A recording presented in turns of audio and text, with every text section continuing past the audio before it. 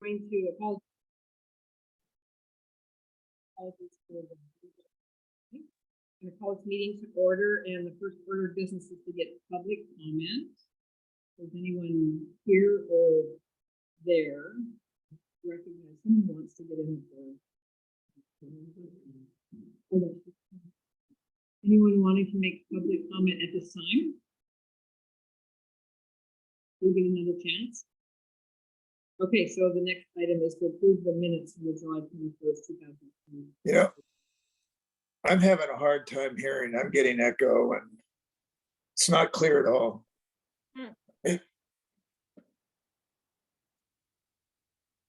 Is anyone else getting an echo? That's better. That's better. That's good. Yep. Yeah, it wasn't an echo at that point, but it was really low. Yes. So I need to project. Anyone wanting to make comments or corrections to the meetings from July 21st? Very small one. Sure. Erin, I don't think you were at our last meeting, were you? No. Big change. Just want you to know, I'm reading it very carefully. That's how badly we wanted you there. You wanted. All right. Okay, I have a small one too. Okay. First page under council liaison, the first bullet. There is an online portal to complete jury summons. I think you meant complete. Correct. Yes. To complete the form. That was what Christine was sharing. Nobody wants to compete for a jury summons. Anything else? Any other comments or corrections? All right, then we're going to accept those minutes as corrected. The next item is chair and commissioner reports. Who wants to go first? Anybody? Nobody remote? Brian? You're always good for a comment. I knew you were thinking that. I don't want to disappoint you. Okay, good. I went to the fair the last 2 days and met a few people, not too many people stopping by the booth, but it was good. Got to visit with some other people in our Green Village community, which is useful. I went to the Preservation Trust social a couple weeks ago, which was very nice, and I was social, which was a challenge, but I met some lovely people who volunteer with Doug on our trails, which was really nice to see how enthusiastic they were. And besides hiking on some preserves, I think that might be all I've done. Wow, that's good. I too went to the fair yesterday. I was there with Tanya and Lincoln for a while, and we didn't have too many customers, but the few that we had come by were all positive, had nice things to say. We're grateful. I saw Jamie Stevens across the way at the IOSA table looking the most relaxed I've ever seen him. I don't know why, but he looked great. Yeah, it was very nice. Had a great time. Happy to do it again. Mary Gropp and I tabled at the Orcas Saturday market a couple of weeks ago, and it's a good event. And thanks to Mary, she did a great job. Okay, I will. Okay. I also tabled at the farmer's market on Lopez. And I do really appreciate that opportunity because it's a great chance to just interface with people. So many people come by and still get confused, land bank, land trust. It's like, oh, I donated to you. Well, okay, let's see it. I'll pocket that. And then I also helped with a thistle down at Watmo. And then I also, I'll tell the chicken story, got a call from people who were renting right next door at an Airbnb or whatever, VRBO. And they said somebody had come in and dropped off a tote and taken something out of the tote and then driven away. Well, it dropped off a rooster and a chicken on property, which I've seen before. Years ago, I saw a whole flock of chickens down there and I thought, well, what the heck are you doing here? I'm sure they didn't last too long. So this one, the renters had 3 young girls who had come to the thistle pool. They were amazing. They just like kept pulling. But anyway, they totally befriended the rooster and the chicken. So I put it on Lopez Rocks, free rooster, free chicken. I don't know what happened, but I don't think they're gonna be eagle bait. Oh, you don't think? Oh, good. No, I don't know if they probably took them back to Oregon. If nobody showed up. But anyway, chickens on the land bank reserves. They weren't there long enough to become public property, right? Like, we weren't dispersing public inventory by giving those chickens. We'll defer to Christine. She can maybe tell us if that was the right thing to do. Okay, well, that sounds great. Everybody was busy. I'm gonna make a report later with Lincoln and Peter and Brian on the strategic plan, so we'll hold off for that. Partner update. Is it Kathleen? Good Yeah, morning, there she- good morning, everyone. Yeah, so for the Preservation Trust, want to start off by saying thanks to Lincoln and to Doug and to Marilyn for participating in our summer social back at the beginning of August. I personally wasn't there. I was away on vacation, but by all accounts, it sounds like it was a great event, and so thanks for showing your support, you guys. And also just wanted to give an update on Katy Mountain project. Currently working through the conservation easement right now with a target closing date of the end of this year. Fundraising is going well. We still have a little bit of a gap to close. We're about 182,000 short on our target to meet the match by the end of October. So our fundraising team is, still, working hard and making connections with people, but certainly if you have any contacts or anybody that that would be interested in donating to that project for the purchase of the conservation easement, please send them our way.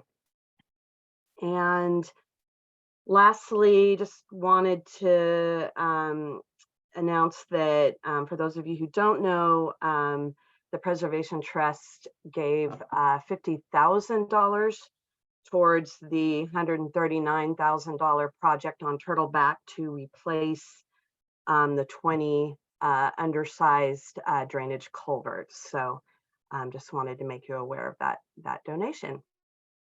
That's all I have. Anybody have any questions?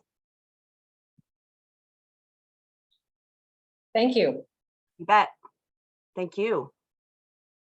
All right, the next item is Christine Minnie for a council update. Good morning. Morning. Sorry that I am not there. I'm in my living room. I have to pop into a different meeting at 10 o'clock. A different virtual meeting at 10 o'clock for the Northwest Regional Council, which is an off-island human services agency that does serve San Juan County. That actually both Jane and I sit on the governing board for. But I'll be back. I don't think it's going to be a very long meeting. I am here to report on council doings, but I think honestly, the last two meetings since we've met, since Land Bank last met, one was on Decatur, which was my first time on Decatur, but is also really rather focused on Decatur topics. So most of what I have to say came out of our most recent council meeting, and it's some good stuff, but not a lot. Council approved a $120,000 affordable housing award that went to Opal Community Land Trust for their new cottages at Pea Patch Lane. And this will be a 20-unit rental housing project located in East Sound. I think it's so early on in the development. There isn't much more to say about that, but they're starting to get the money that they wish. I think maybe last month, or perhaps a month before that, I reported that council would be asking the 2022 Home Fund award recipients to make supplemental request for 2023, rather than going out for a whole new funding round. We wanted to beef up those that were already underway or in construction to get them further along. And I'm really happy to report that at our last council meeting, we awarded $2,115,000 to 3 housing partners. 1.5 million went to Housing Lopez for their Lopez Village North project. Thank you. You're welcome. $365,197 dollars went to the Opal Community Land Trust for the Kidder Way project. And 250,000 went to also Lopez Community Land Trust for the Fisherman Bay Curve. And it's Fair Week. Okay, so if you haven't made your way there, you're missing out. I saw Krista yesterday. I saw Lincoln yesterday, both 2 times, I think. And I too saw Jamie looking happy over there in that IOSA booth. And I've had a really good time. If I sound tired, it's because I am. And I've been there for hours the last several days, but it's been worth it. And if you haven't heard any of the music, you really should. Apparently tonight is supposed to be spectacular. So think about getting there. Anyway, that is all for me. Any questions for Christine? All right, well, thanks for being here, and we'll see if you get back after your meeting. Yeah, I'll be here until 10, so I'll be here for the bulk of it. Oh, great, okay. All right, we're gonna get a financial update from Aaron. All right, I shared with you in the meeting materials, the budget calendar provided by the auditor's office. We are coming up on the next biennium here, and as you see, we have the department budget worksheets are due to the county at some point in September. It says TBD. We still have not received the preliminary worksheets from the auditor's office that usually include things that we don't touch, with our insurance based, our payroll based, IT based, things that we don't touch, given that county and union are about to hopefully finalize a collective bargaining agreement that will be retroactive to the 1st of January. I'm assuming that's why we haven't received those worksheets from the county auditor yet.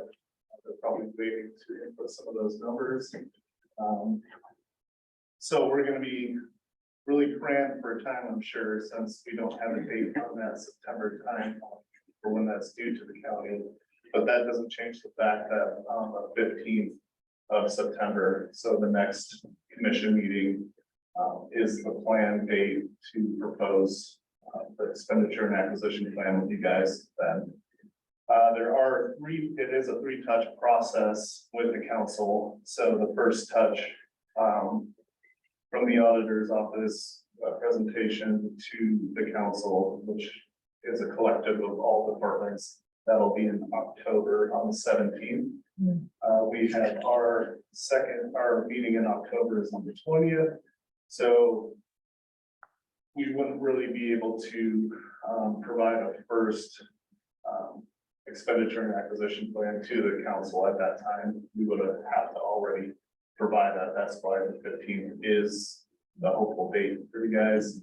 If we need to make any significant changes, which given the fact that this might be pulled together relatively quick, if there's any changes that we need to make and feel that is outside the expenditure and acquisition plan that you guys have approved, we'll be able to come back to you guys and share those changes and seek another round of approval for you, since we have the 3-touch system. October 17th, November 7th, and then November 28th is the public hearing for approval from the council on the next biennium, with what it looks like optional dates for that in December meetings. So I just wanted to share that timeline with you, a little bit of the process and how We're gonna take a first stab at it here on the 15th next month.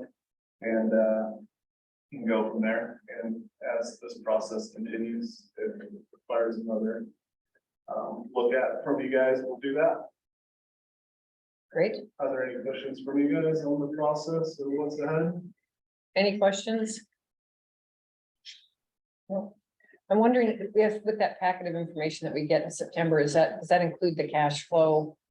Don't we get a review, an updated version of that, the 10-year, whatever? Yeah, yeah, what is it, the projections to the end of authorization, it's no longer 10 years, Oh, but yeah. we only have it going through current authorization. Every year that. well, By a year, but. Yeah, so it still goes out to 26, it only goes out to 26, I guess. Right, right, Okay. and we can have that updated, as we're working on the process to include, projections for 24 and 25. Could we be optimistic and give projections past 26? Does that make any sense? Just to kind of see? I don't know. No, No. I think the important thing about the projections is that you're just looking to see where you're gonna end up mhm, at the end of the authorization period, which goes through, I think, December 5th of 2026. So there will be some big things that happen regardless what happens, regardless of what else happens. yeah, All of our debt, with one exception, goes away. Everything will be paid off. So we do carry substantial debt. The thing that will be remaining is something left over from Turtleback, which is matched against our conservation futures revenue, which will continue to come through. And we actually make a little bit more on that revenue stream than we have to pay for that. That goes out to 2036. Otherwise, all the rest of our debt will be retired at that point. and for this new draft of the expenditure and acquisitions, we're gonna be including anything that we are definite about. Either we have a purchase and sale agreement or something, that's gonna show. Yep. Because I don't think any of the new, have you been through a budget process yet? No, yeah, so it'd just be good to have maybe some idea of what they're gonna be getting to understand what Yeah. you're gonna want. A little bit of context. Yeah, a little better context, that'd be great. Lincoln, that's great news about our debt being retired, but I agree with Krista. Why couldn't we do projections, even if it's alternative projections with and without the REIT? Or do the projection with the REIT, which we all hope for, of course, and just draw a bright line at 26. Because all of our future planning, acquisition planning is based on that. Right.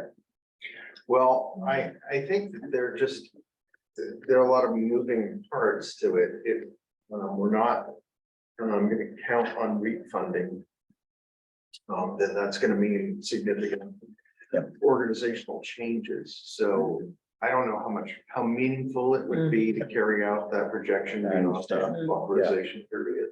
Yeah, but again, hopefully with the REIT renewal, you know, if we can go on, it would mean a lot in terms of our determination on whatever acquisitions may come up. Yeah. We could certainly give you a sense. I don't think we'd carry it out for 10 years, Mhm. but we could give you a sense for 2027, what it would look like if we got reauthorized and went forward basically with a status quo budget and eliminated the debt that we have been paying. Is there a round number that you can tell me how much debt we're paying per year right now? It's If it's 450? Thank you. Okay. Anybody questions?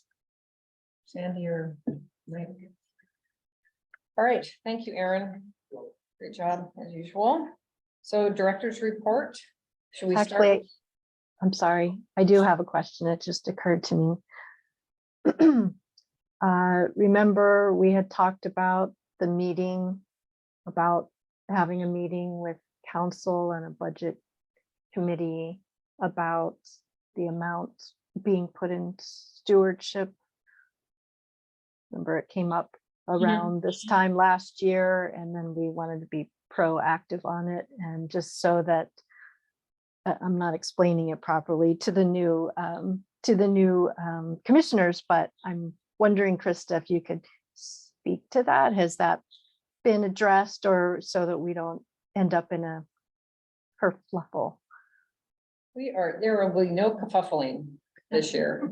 And I feel pretty confident. We didn't really formalize a process, except we do have the 3 touch points on the council calendar. But I believe that we had talked about Lincoln at his monthly or whenever your check-in is with Mike Thomas to run by the draft of the upcoming expenditure and acquisition plan, and they can give some input at that point if they have questions or wanting to.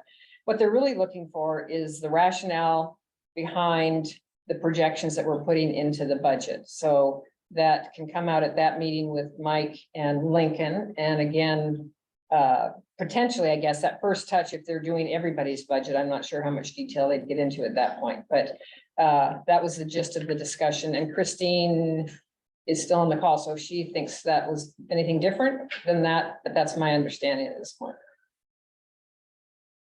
I don't necessarily think anything different. And I ultimately, Sandy, I appreciate what you are bringing up, because we were in that space through the last several months, having met with Krista, Mike, Lincoln, and others. We have determined that through the next, through the budgeting process, just more information is the most reasonable path forward. It doesn't need to be that involved, just more information.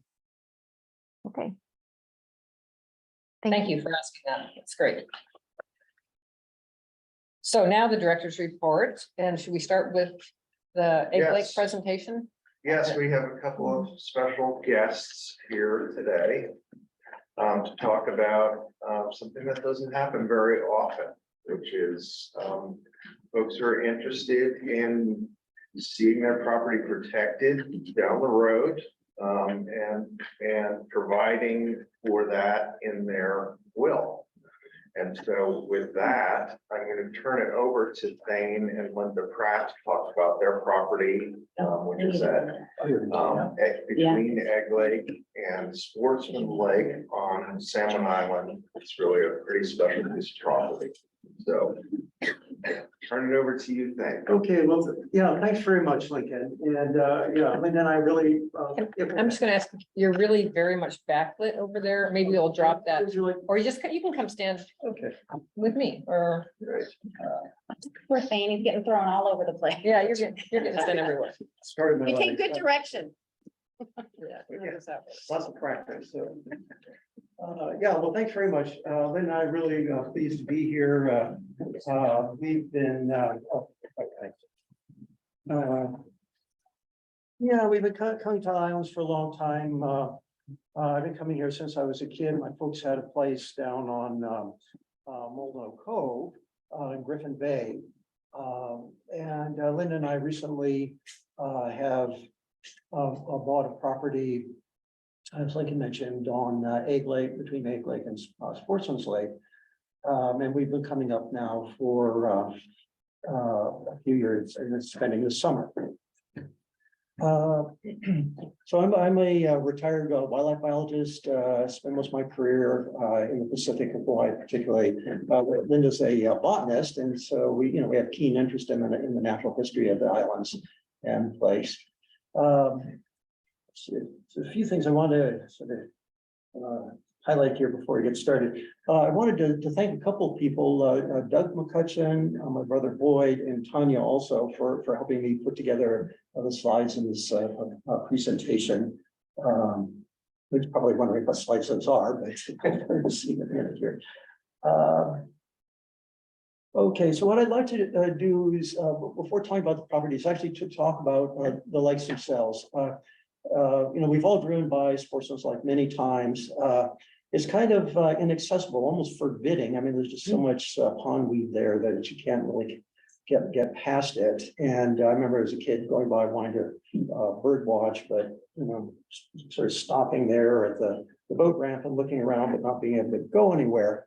So I think really I find that just talking to people about the lakes, they're somewhat unfamiliar to them. There's very little public access there apart from the boat dock at Sportsman's Lake and Egg Lake. Okay. How can I get this? Just hit the side arrow, yeah. Okay.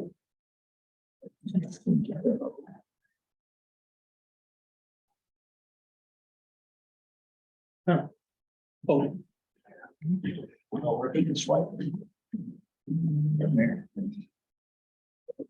Let's see, one other thing I want to get out of the way first too is that there is many of you probably already know my brother Boyd, and he's very interested in history and all.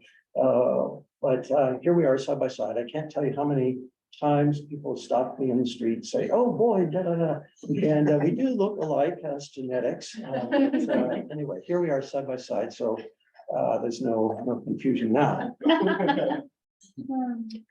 All right. Okay, so if Boyd were to do this talk, he would start with a history of the lakes, and here it is. This is the Sportsman's Egg Lake Wetlands Complex, which is the largest natural wetlands complex on San Juan Island, and certainly one of the biggest ones in the county. The top illustration there shows a map back during the boundary survey, when the boundary survey was done in 1875. And you see the lakes are pretty much the same configuration that they are today. I mean, they're remarkably similar. And they continue that way through time. Okay, so this is a little bit later. You'll notice the lakes are a bit smaller than what they are like today. And in fact, the land, to make a point of this, the land between Egg Lake on the left and Sportsman's Lake on the right was actually dry land during the late 1800s and early part of the last century. And this is because the thought is that the lakes may have been drained somewhat. Probably back in the old days, there were beavers that blocked the drainage to the lakes and then gave them their original shape and size. But the beavers were eliminated, their dams destroyed, and the perimeters of the lakes were used for agriculture. Back in the 1950s, the property was owned by a family who put up a dam, and that rose, brought the lake levels up to what they are today. So there's actually a marsh that connects Egg Lake and Sportsman's Lake now, and extensive marshes around the lakes. Sportsman's Lake, it's a great big lake. It's darn thing's about 85 acres. Egg Lake is 15 acres. But Sportsman's Lake is quite shallow. It's only about 8 to 10 feet deep. Carrie, Doug's partner, mentioned that she swam across the lake one time and she could see bottom of the entire way. It's that shallow. Egg Lake is quite a bit deeper. It's probably about 15 feet deep. And that's the lake that most people use for swimming, because there's a dock there that can get you beyond the pondweeds. So here's the dock at Egg Lake, and it's put in, I believe, was put in by the Lions Club. This is a second generation dock. There was an earlier one, and this is Friday Harbor swimming pool. Basically, this is where you go in the summer to cool off, and I can attest that there are parties there during the summer. We can hear them from our house. We're jealous, Well, this does not happen so much. This is during the winter, so you see people taking the plunge there, cold waters. But so that's the main public use of the lake. There's also fishing, and that's a little pumpkin seed sunfish there on the left. There are a ton of those. There are also largemouth bass in both lakes, and Sportsman's Lake is said to be one of the best bass fishing lakes in the state. It's just ideal for them, and you hear about these legendary fish of legendary size being pulled out of the lake, but I've yet to see that. These fish, the photo on the left was actually taken at the boat launch on Egg Lake, and they come there to nest. They build these nests. You see that sort of area that's been cleared of pebbles, and they lay their eggs there. Okay, so as I mentioned, this is a large wetland complex, and it's really astonishing to know that these wetlands are all connected. We drive past Sportsman's Lake on Brush Harbor Road and Egg Lake on Egg Lake Road. Three Meadows Marsh is actually part of the same complex. And there are, well, several years ago, there was a rare bird, American bittern, it's kind of heron, that showed up in the islands for the first time and nested, we think. And they would use all the lakes. You'd see them commuting back and forth to just give you an idea how connected these wetlands are. The wetlands are old, and they presumably they date back to, when the glacier retreated and left them to be colonized by plants. And so they've had all that time to build up this very complex flora of interesting plants like wetlands. This is a sort of place that the botanists come to when they come to the islands. They stop off at Sportsman's Lake to go see the interesting plants. The one on the left there is the tufted loosestrife. There are a number of plants that could actually are found either mainly or only at Sportsman's and Egg Lake on the island. These are two examples. There are a number of them. The one on the right is water hemlock. I'd like to, well, I wouldn't like to tell you, but it's possible that it's enough, mouthful of that is enough to drop a horse, but it definitely will drop a sheep. And we know this from history. Boyd told me that apparently back in the day during droughts, people would occasionally bring their sheep to graze there, and if they ate that thing, that was the end. Okay, one of the interesting features of the lake is, if you're a botanist, is that there are a number of floating islands, and you can see these areas of cattail. But those cattails do not have their roots anchored on the bottom. They're floating. If you try and get out onto these islands to botanize, you suddenly find yourself sort of like being on a raft. It tilts. It doesn't support your weight necessarily, although some of them do. And these islands have on them plants that you don't see on the shore. And I don't know if it's because the deer can't get out there or lodged out or what, but it's kind of an interesting feature. It's sort of like being on Avatar instead of floating out islands in the air and the sky. Now you've probably seen better pictures of bald eagles, but you've probably not seen a picture taken through the skylight in somebody's ceiling. And that's what the farmer owners did here. There's a pair of bald eagles that live at the lake. Our property has two nests that are used by these eagles, and they go back and forth. Use one nest one year, and the other nest the other year, and so on. And every year there is one baby. The lakes attract a lot of waterfowl. And interestingly enough, during the summer, it's mainly about wood ducks. And if you drive by there at 10 o'clock in the morning, you're not going to see them. But if you're there at dawn, they are just all over. Towards the end of the summer, there could be 100 wood ducks on Sportsman's Lake. Wow, is that the highest concentration? I've Yeah. never seen that. Well, yeah, it could be. I don't know that anybody's systematically going to cover them every wetland on the islands, but I would venture that that's what it is. They nest there, but I think they also use it as a staging area. So the slide shows two things. It shows the wood duck, of course, but also shows the spatterdock, the water lily. And wood ducks love water lilies. They feed on the flowers and the fruits, and they hide in the leaves. There are a lot of other waterfowl that use the lake, but mainly in winter. We get trumpeter swans, and I believe Sportsman Lake was one of the first places in the lower 48 states where trumpeter swans began to overwinter when the population grew. They were at one time an endangered species, but they're now off the endangered species list. All right, so you're probably wondering where our property is.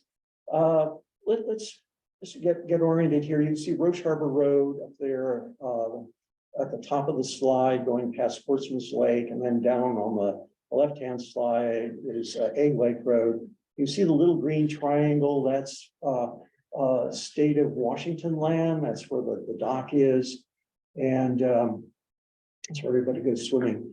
So we, in 2016, bought a parcel of land as outlined in blue from Warren and Joyce Jones. And Warren Jones had initially owned that entire dark green peninsula that's in the middle of the slide. And he subdivided it, developed it, and sold off 2 of the lots, but he liked it enough to keep 3 of them. And those are the lots that we bought. He just, he sold them, and he passed away shortly after that. He was quite elderly at that point.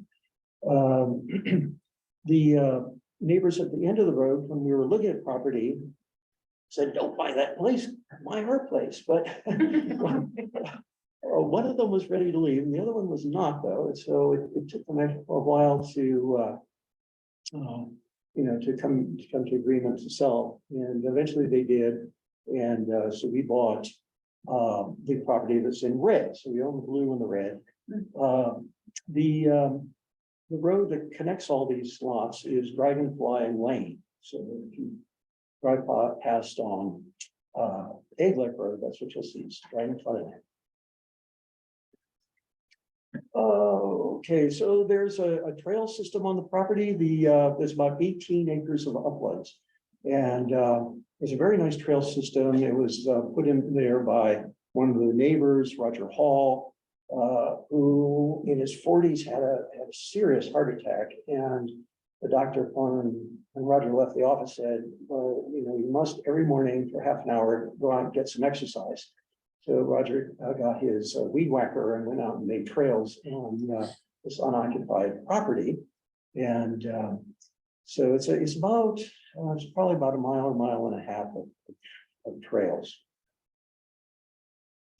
We'll just go back to the last slide and point out, you can see it is the property, the dark green stuff is all uplands, and it is Doug fir mixed conifer forest. The light green is marsh, it's willow swamp, and cattails. There's not a whole lot of the nasty canary reed grass. It just is too wet. The property includes a lot of tall shoreline, although it's not up to open water, but it's to the marsh. And there's probably about 3/4 mile of shoreline. It's facing the lakes. The dark blue square is in amongst those trails. There was where we were going to build our house. We didn't quite get that far. The uplands, like I said, it's a mixed conifer forest, mostly Douglas fir. It was never cleared. There are still old growth trees there. A lot of the trees are quite old. We had to cut down 2, and they were 200 years old. And it's got associated flora with it, sort of old growth. It's Indian pipe, it's also located there. So besides the forest, there's also a meadow of a wildflower meadow. And I understand every land bank preserve has to have a wildflower meadow, and so this meets the requirements. I think it's not camas and all. It's but it is a wash in sea blush and western buttercup.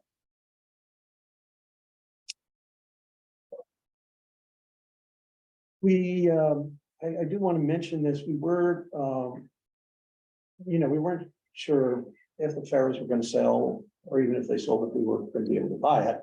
And so we went ahead and with the idea of making our own house. And we did do some development on the site. We put in 2 driveways. And we put in electricity, there's a well and a pump and a septic system. So all that stuff is there, but there are no buildings. And maybe that could be used someday by somebody. There's the septic system being put in. There she was.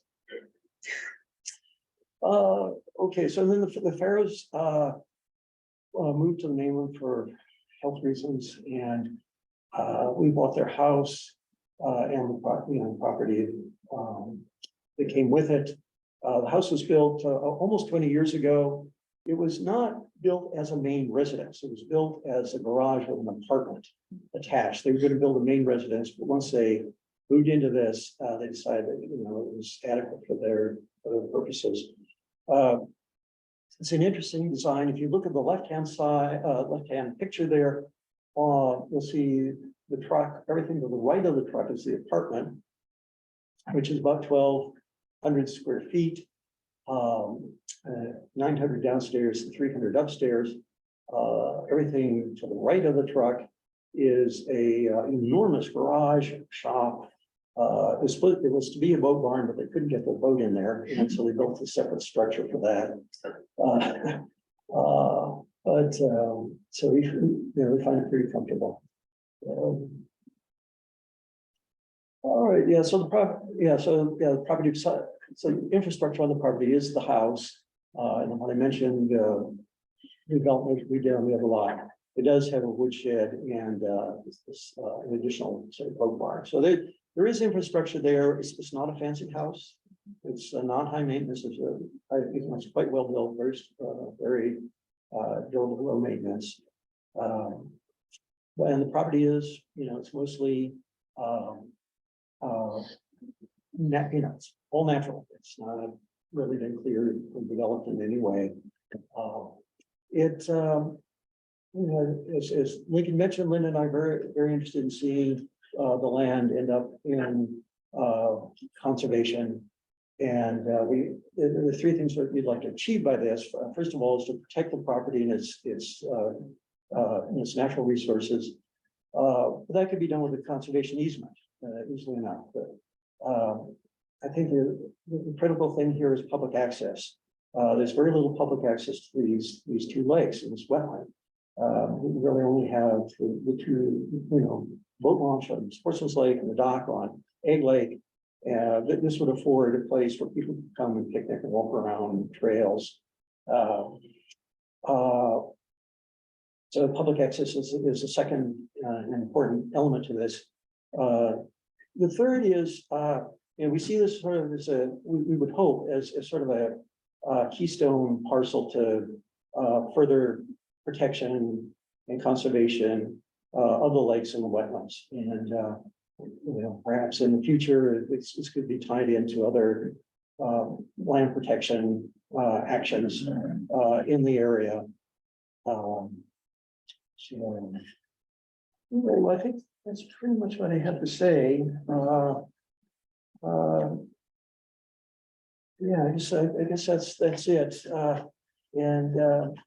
We'd sure like to work with the land bank and the conservation community more generally in the islands, Sanborn Preservation Trust, to protect not just this property, but the lakes in general. The lakes are in great shape in terms ecologically speaking. There's some invasive plants, but not much. The water is really pretty clear and clean. It's not eutrophicated. These are basically old forested lakes with a fairly complex and rich biota. Okay, well, thanks very much. Thank you. Well done. Any questions? I was wondering if you could go back to one of the aerials. that Sure. showed the ownership. Sure. That's good. So I just wanted to point out a couple of things that you don't see on this map. Let's see if I can get over there.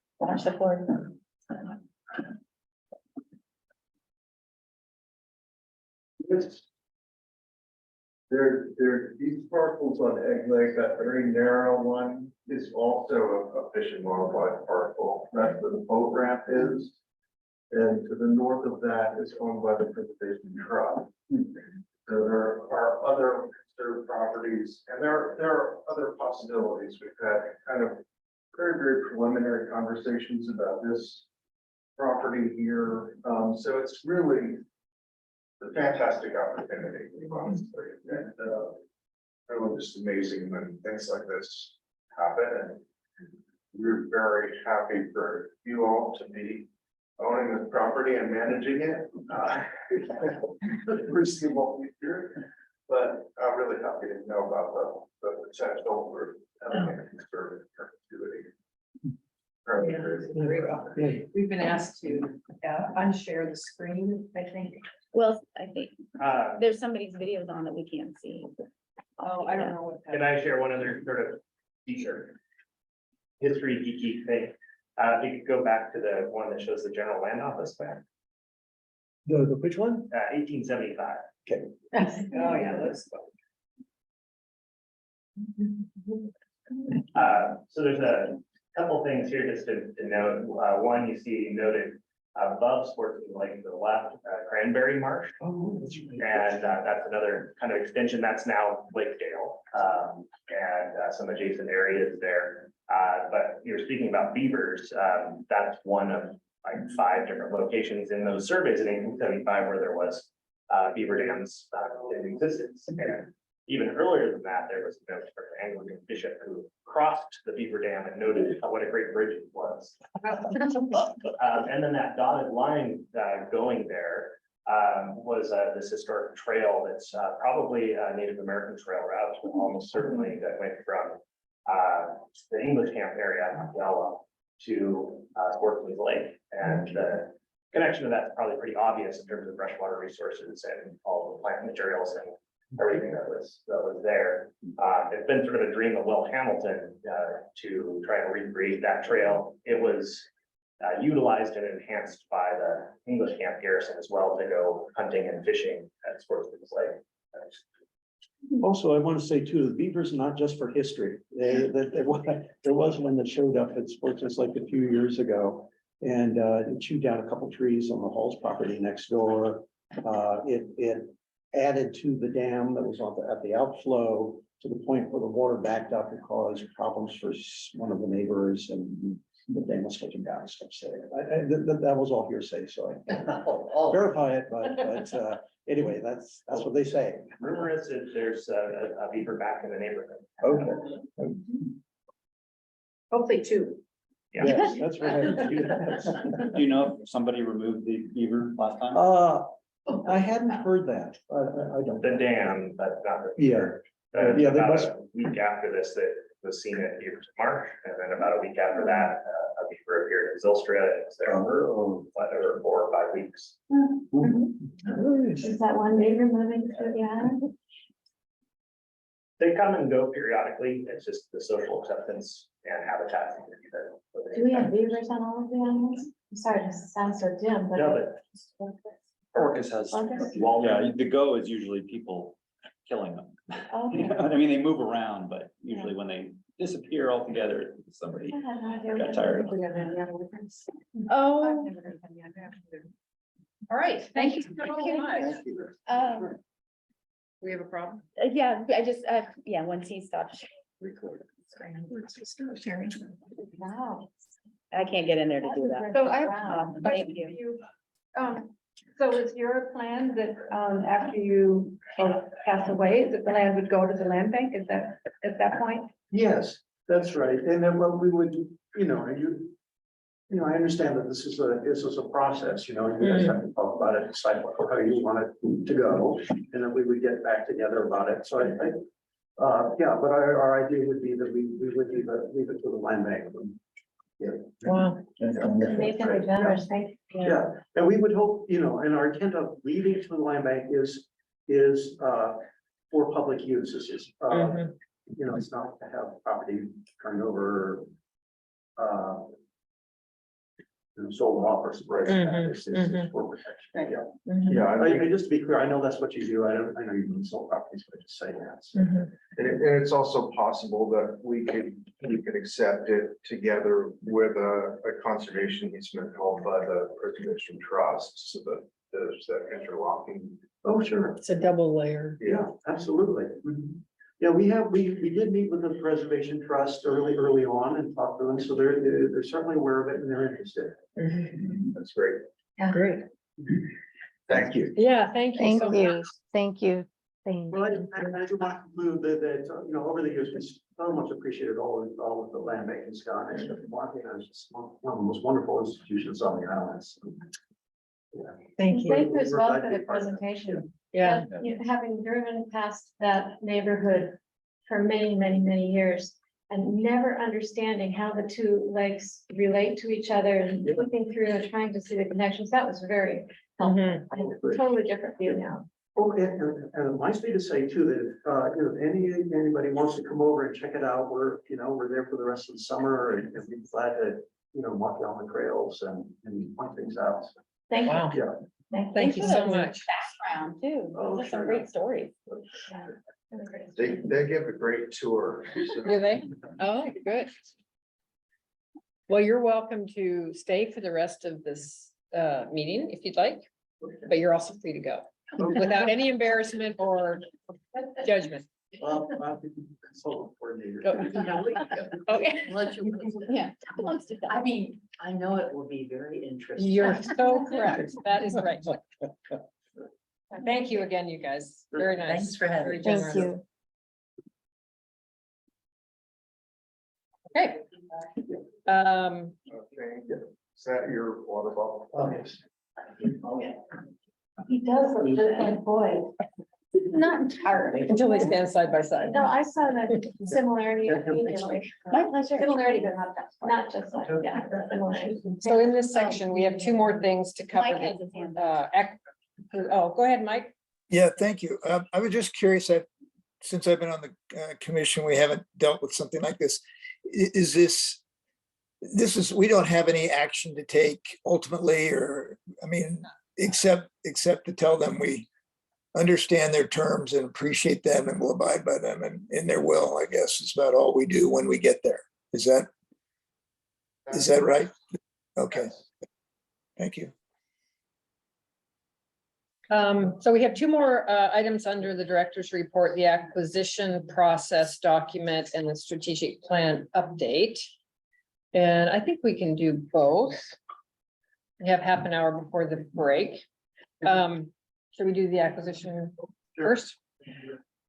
Well, go ahead and. Well, you have the paperwork in front of you, looking at the acquisition process. And this, I think, is an attempt to clarify and update our acquisition process. We do have one in our policy manual, which is, I think was probably written in 1992 or something like that. So it's due for an update. And this adds a few more things into it, but really also codifies, not really codifies, that's the wrong word. This, and let me back up a bit to say that this process is really a guide. It's not a mandatory step-by-step document, but it outlines things that need to be done, and it outlines what the council and administration hope to see as we move projects forward. So it makes it a little bit more formal, but I think honestly, it's pretty much what we've been doing, and it's just spelled out on paper. So I don't have a whole lot more to add about it. If you've got questions, I can answer them. Krista and I have met with Mike and John Kane and others to talk this through, and I think we're comfortable with it. So that's about it. If you've got questions, we can answer them. I have a question. Having probably seen the other version long time ago, so no clue. But I was looking at how many times it has to go back to council.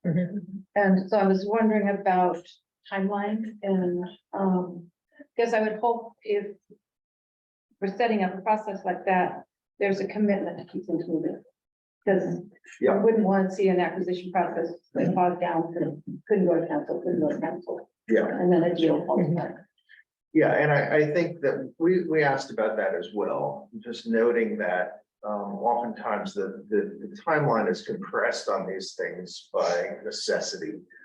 And that's not something that's gonna be a hard and fast rule. I think the goal here is to make sure that council knows about the projects and doesn't get caught unaware, has a clear idea of the details.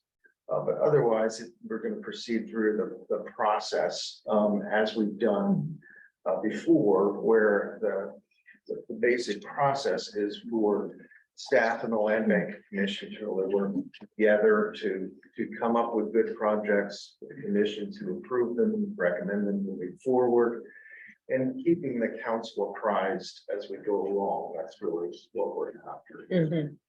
So that it should be, when we get to the end, to that last step, which is where the council accepts the deed on whatever it is, or does a conveyance, there's no surprises, and that's just a completely pro forma act.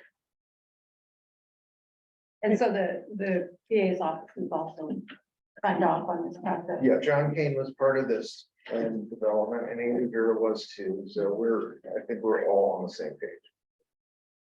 Christine, would you have anything you wanted to add to Lincoln's comments? No, I think that he spelled it out really quite well. And yeah, I think that was great. So I think it's the process we're going to work through going forward, and if we end up having snags or things end up not, whatever, surprises, then we'll just address them. The group that came together to talk about this was very friendly and productive, so I think we're in, and I don't think we need to vote on this. It's just a process document. It's not a policy to adopt or anything like that. I don't know, council might need to do something, but We'll work through that. I don't think council is gonna do anything either. I could be wrong, but I think that this has just been sort of universally accepted. Given all of the people who participated in making it what it is today. yeah. There were, I will say, there were a couple points along this process where through the editing, land bank staff were put in the lead to develop or draft or whatever that particular item was, and then it went on to the PA's office. So that lets us kind of allow our side of the process to keep rolling and gives them something just to look at instead of having to draft it. So I think that was probably the clearest stuff that we came up with on that. But here's another. Brian? Brian? Yeah, I have one minor comment about the acquisition matrix, if that's not jumping ahead. Well, first of all, I think it's great. We've been developing that over quite a long period of time now. And I think it really gives us a visible, rational basis of decision making and makes it a lot easier for us when you bring us a project. But my minor comment is this. The last criterion, if you read down on the right or across on the top right, calls out agriculture. And it struck me that agriculture is one of our mandates, but only one. And calling it out kind of emphasizes that, to me, unfairly. I mean, I think if I were to write that, I would say something like mandates, and list any of them that were relevant to that particular property. I see one thing that's not in here also is cultural. Well, that's what he's saying. that we Yeah, would- so that the if that's a mandates. mandate would Yeah. include all the checklists. Yeah. Okay. And we could list them all, but it'd get long. So rather than say yes, no, we would say cultural, agricultural, whatever. Yeah, We would just, spell in just the write it column. in. Yeah, and the matrix is malleable. Yeah. right? Yeah. I'll add too, that one of the things that certainly became clear, which has been clear for a while, the real underpinning of the land bank acquisition process is that 1990 conservation and open space plan. Mhm. That's still kind of what we're working off of. We've come way beyond that Yeah. in terms of what's important to conserve in the county. But that document has not been updated, and it's really, well, long overdue. So something that needs to be done. Okay, let's take that. It's a good idea. Thanks. Anybody else? Up in the sky? Okay. That was a great process, working through that. Yeah, thank you. So the next item is the strategic plan update. So I'm gonna do my best to update this without reliving the 2-hour meeting that we had, so let's see what we can pull together here. So the subcommittee met with Triangle earlier this week, I guess, and we did a couple things. I'm gonna make sure I got all I don't have my printed work here, so I'm gonna rely on this, but basically, we went through an agenda that kind of reviewed the responsibilities of the committee, the subcommittee, and the relationship with Triangle. We did a data review. They pulled together a document, and I think all this stuff we can just send on to you. It didn't get put into this packet because the packets went out before we had this meeting, but there was a data review where they brought together the history of the land bank. Let's see, make sure I don't miss anything. Previous outreach and engagement opportunities or efforts, a review of strategic planning efforts by other organizations. In that background document, they identified areas of consensus between all those outreach documents, and briefly, they were we could do better with transparency in our operations, people wanting access to preserves, people feeling that preserving these natural areas is the basis for the quality of life that people want to experience here, and that the land bank is saving the last best places in our neighborhood. The areas of non-consensus where there wasn't agreement, but things popped out, was how the land bank supports or engages with agriculture, the land bank's impact on affordable housing, the land bank's impact on tax revenue, and the land bank as a neighbor. So there was division on those 4 topics. What I found kind of interesting in the review that they did, they listed some other land banks in the country, and 2 of the oldest ones, the oldest one and then another pretty old one, neither one of them have strategic plans yet, so. So that's Nantucket and. Martha's Vineyard. So I thought that was, so, But they're working on one, or at least one is working on one. yeah, yes, but we're not that far behind, it's what I'm saying. Because the older people, but there were some key aspects of having strategic plans that did seem to indicate, where are we going?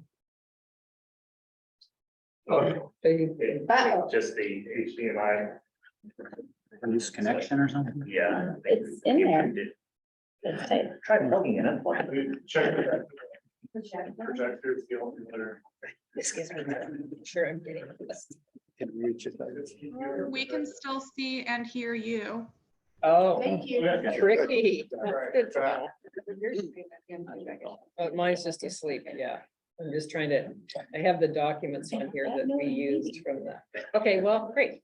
Anyway, so that was the data review, and then, so the key point from the data review, I think that came out was that most of the information they were taking in was outside sources, community input, comments and whatnot, and we requested, Brian sent on to them copies of the retreat summaries for the past few years to give an indication of what the internal discussions have been, goals that we've been working towards as a commission and a staff to kind of integrate that into that historic or data review. Is that correct? So that they're gonna come back with a revised data review sheet. These things are all kind of in process, but that's the main thing that came out of that. And then the second thing that we did, we talked about the engagement plan. They're drafting that, which is our way of seeking more information. They keep saying that this is to inform our decision-making process that happens at the 2-day retreat in December. So the engagement plan is phase 1 are the one-on-one interviews. Phase 2 is the broader outreach and how that manifests. We're kind of still working on that. The main thing about the engagement thing, we have the list of all the people. We have 200 and some people. It's only about 200 too many. So we have to look at that list again. And I think Lincoln's asked everybody to really prioritize their must interview people. And then a second tier of who might be in that broader outreach. I think the challenge will be even those must interview people will be too many. They're suggesting, I've heard a couple different numbers, but I did find that email that Hillary sent that said they want to limit it to 30 people. That is a really tight group. So Lincoln's question is, we have 2 ways we could possibly proceed. One is if we want more people, I think it's time and money, like everything else. So if we could go back to them to Triangle and ask them to rework their project proposal to include making the time to interview more people, potentially 60, say. So we could, if they have the time in their calendar of clients, whether or not they can take on 30 more interviews, I don't know, but we were going to propose that if the commission supports that. Or the alternative is to engage commissioners actively and staff, potentially interested people in really being active participants in the interview process, so we can add names to lists and talk to people. So I'm just going to throw that out there just now to get reactions. How do people feel about either one of those alternatives? And let me just add a couple of things. One, if we're going to do that and have commissioners and or staff run some of these interviews, there will be an opportunity to sit in with the Triangle people doing it first, so we get an understanding of how they're, so we can create a unified approach to doing those interviews. Second, I did float that question back out to them yesterday about what it would take to expand. I haven't gotten a response from them yet, but Okay. Okay. So another question I have, I mean, I think getting that feedback is really important. So we could identify the tier 1 people and then have maybe a hybrid approach for a tier 2. Well, that's the plan now, but it's the tier 1 that we have too many yet. They want 30. And I think, well, I haven't seen if Peter, you've gotten any. I've gotten a handful more of spreadsheets from both of them. I just need to put them together. Oh, okay. Yeah, I think the number ones that we get from everybody may be will exceed the 30 mark. I'm sure it's going to be more like 60. It is going to be more like 60. And go ahead. Well, so I missed this, or maybe didn't understand it. Were they proposing that if they were to do 30 interviews, they would do them themselves without commissioners? They didn't exactly say that. Yeah. Their last statement was land bank, oh no. One of them was the list of priority stakeholders should not exceed 30. Yeah. Okay. Because at our last meeting, when they were present, was the first time that I heard them mention commissioner involvement at all. And I sort of did a double take. I think that there was a bit of that. About what. Well, it was on the questionnaire. Would we be willing? Yes. Yeah, I think it was part of earlier discussions that they have floated it out there, either us or a commissioner or staff with one of them. I mean, they only have so many people, and I think, and I never did ask Nancy Green's on here. Nancy, if you would unmute, do you remember, because you guys worked with Triangle and I think did the interview process, do you know how many people were actually interviewed? Can you guys hear me okay? Yes. I do not remember how many people it was. When you were talking about the 30, I was guessing that we were probably right around that amount. But I don't know, but I can go back and see if we can find the numbers if that's critical for you guys. Well, it's more curiosity. And then did the commissioners, the board members, trustees participate in those interviews? Some did. It was a mix of people. Yeah, okay. Thank you. So, yeah, so that's our current challenge. And we can mull it over, but the important thing is if you haven't gotten your list in with your priority people, that we need those because we need to get it back to them. They're going to take a good look at the list because we have listed the names and what their background is or their area, you know, agriculture, real estate, whatever. And then we put down the rationale for putting them on the group. And they want to take a really good look at that to help us make sure that we not only have realtors on, but have whatever that it's we want to get the broadest representation from the community. And so they want to look at our list and see why we put people on and try to make sure that we get that as we kind of condense these numbers. I think that's the best way to explain that. Is it worth taking a straw poll, early consensus on the number more or less? I think sure yes. Okay. So the question is, do people feel like 30 is enough? Should we be working towards 60? Raise your hand if you think we should be working towards 60, I guess. The more the merrier, but I'd love to hear from Triangle. Directly, or you guys. We will say a be little that, bit yeah. more, because, I mean, do they feel like they'll really be compromised in terms of the feedback that they need if there's not 60? I mean, they want 30. They obviously think that's enough, but so 60 is a lot. And if that's another budget issue, how's that gonna play into it? Well, I think one of the differences here is that their approach in doing these kinds of strategic plans, typically, it's not with this kind of agency. And so they've been kind of geared around finding stakeholders to interview, quote unquote. And we had this conversation with them about their list of, who fits into what category. And the point that I stressed was, really, we're not talking about stakeholders so much.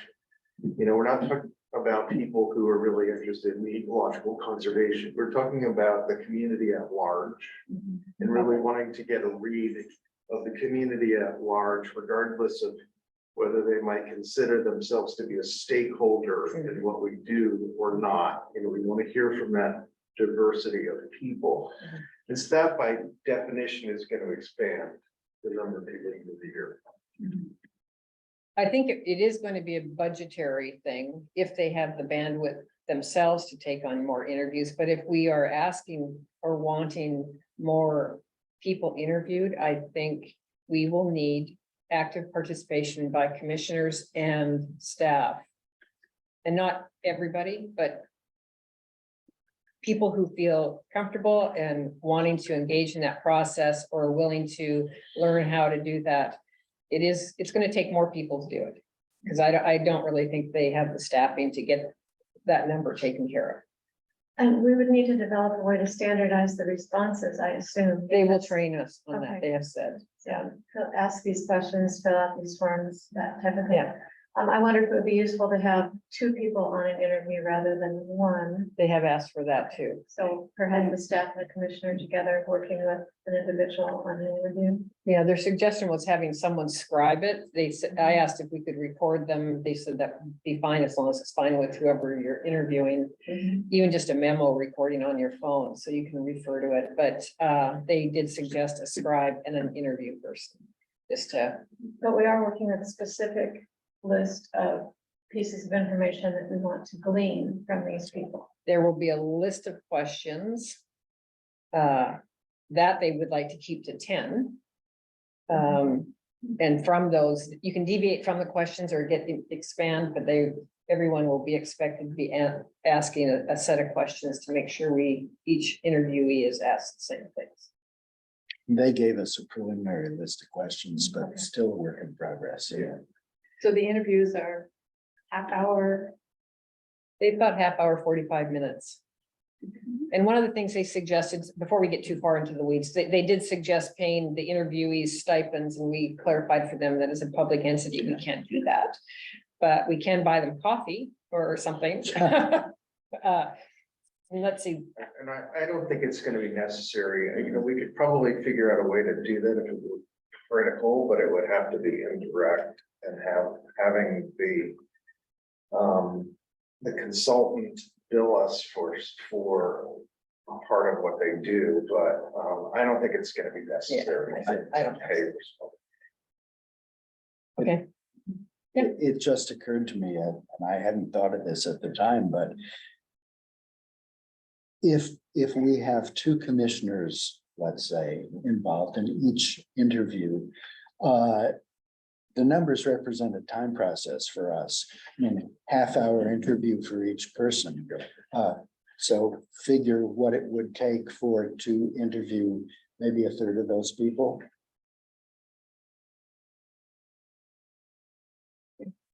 Yeah, it just takes time. So I'm gonna read to you this. This is a summary from Hillary after the meeting. Just some key points. And because I asked her what I should be taking back to you guys, or we should be bringing back today.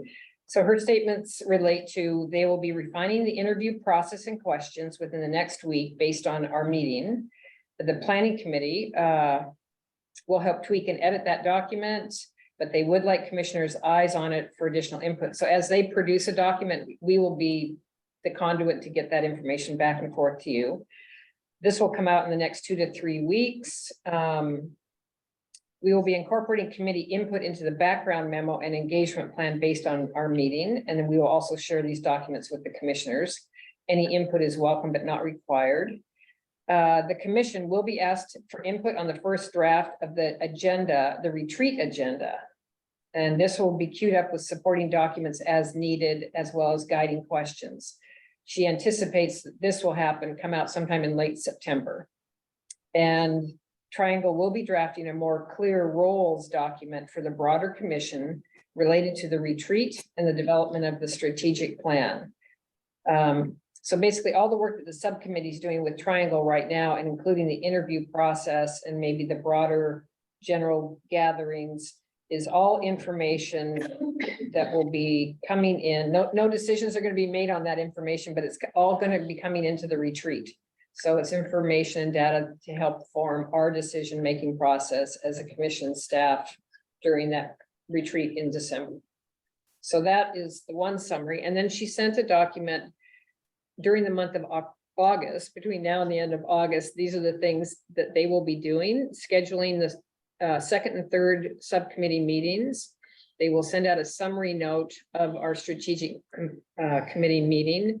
They will finalize the retreat date. We are supposed to ask all the commission and staff. Right now, we have it tentatively penciled in for December 14th and 15th. One of those days is our regular meeting day in December. And so if that works for most of us, since it was already on everybody's calendar, that's kind of the date we're going to be focusing on. They have that date, those dates on their calendar too. And then they were going to send us some other dates that might work as they're plugged into their calendar of clients and see if something else is better, but they're feeling like that would be a good time to do that. incorporate land bank feedback into the background memo. That's going to happen by August 21st. Feedback into the engagement plan also by August 21st. Complete the list of stakeholders. I don't know what she means, COB. You know what that stands for? That's supposed to happen tomorrow. No. Close of Close of business. Oh, close of business 2 days ago. Yeah, that was supposed to happen on the 16th. You know, things are up for change. Recommendation. Yeah. But we are finalizing the list of stakeholders by the end of August 21st. And then the document outlining how commissioners and staff will be involved in the process will come out on August 25th. And that is all that I have for that. So that's the gist of what we did. So our role now will be we should be able to, well, maybe we should just wait until those documents get revised now. So we will send you the background memo when we have the revised copy, and the public engagement strategy when we have the revised copy. And you know who you are. Your work is to get your final names in, or be happy with the ones we choose. After that stern email. I didn't get. It's all about respect. Are there any questions about what we are doing so far with the strategic plan? Sandy? So what, has there been discussion as to how to reach the broader community beyond our 30 to 60 handpicked names? Yeah, that's the phase 2, and we did have some discussion about that, and we felt that we will either, they're not opposed to doing small groups. We've talked about doing outreach to making it available, questions and a way to participate through the Engage platform on the county website. And we haven't gotten into the details of whether the questions that the broader community is asked will match the ones given to stakeholders, or if the responses from stakeholders may impact the questions that we put out to the general public. They were encouraging us to do the interviews and see what we learned that we were surprised to learn. And then that might help us move forward with the broader outreach. So that's the plan, phase 1 and phase 2. So the county has been successful with this Engage platform. In looking at that whole question of trails and roads and sending out that one where they got over 1,000 responses. So I think we'll probably do pretty well. It's not going to give us a statistically significant answer to things, but it will give us a lot of answers from a good number of people. Amy. Amy, do you have your hand? I can't see. There's a little hand thing. Oh, that's, no, that's her cursor it's Okay. Tanya's little hand. Oh, okay. There you go. Okay, all right. So And this might be kind of rewinding too much, but if it's slimming down and there's concern about, this being handpicked, is there a sense of, getting diverse viewpoints in that handpicked thing? So I had a conversation with a fellow staff person who just kind of had looked at the list and been like, these are the same people that we always talk to, that we always know that we're going to get this, it's just going to be kind of this positive feedback loop. So yeah, the goal is to get some of the other side of that conversation also. So I guess we'll have to look at it again. I highlighted mine in yellow, who I thought would be more fun to interview than others. And I talked to one of the staff on Lopez, and a name was suggested that didn't show up on any list. But would be a good potential for just a different perspective, and maybe not hugs and kisses, but constructive input on the land bank. So we are looking for that. Lincoln's been looking at the list for those people. Yeah, we really want to hear everything. Okay, anything else or Peter, is that it? Sounds Sounds like the meeting you attended. like me. Just a big thank you to the committee for all the extra time you're putting into this. Thank you. Yeah, you're welcome. Okay, so we are 2 minutes ahead of schedule and we're gonna take how many minutes do we get for a break? 5. 7. 7. Get a 7-minute break. Come back at 10:05.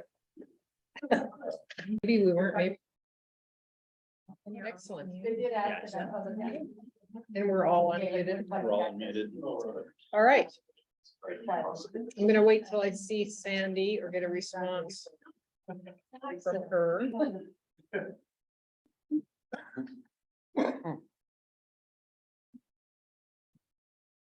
Okay, I think. Just because I know Sandy was on there live before.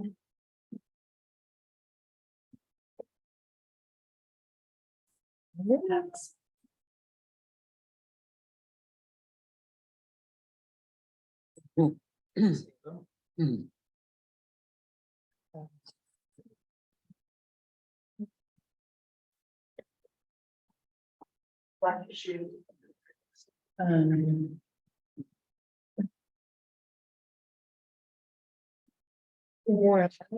Let's go. I don't even know what, I'm just gonna, Sandy, are you there? Sandy. Oh, There she is. Okay, good. And Amy, I'm presuming you're still online? Amy Trainer. she's on the boat. She's out. Might be doing definitely. And also love these for all the commissioners. Oh, What? He said some stuff. Calendar of the property. yeah.